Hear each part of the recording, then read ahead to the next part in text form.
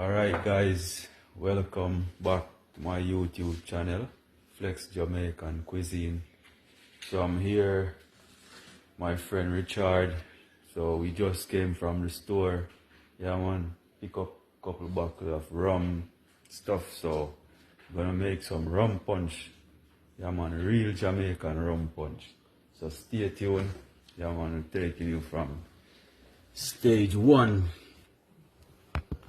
Alright. Okay, so here we have an empty container. It's a gallon jug. Yeah man. And here we have peach schnapps liqueur, some mango juice, pineapple juice, yeah, lime juice, Angostura bitters,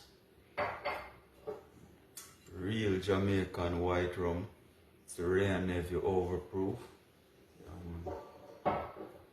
And some Myers rum. And some coconut rum. That is it guys. So please stay tuned and please remember to go to my YouTube channel, Flex Jamaican Cuisine. Please like, share and subscribe.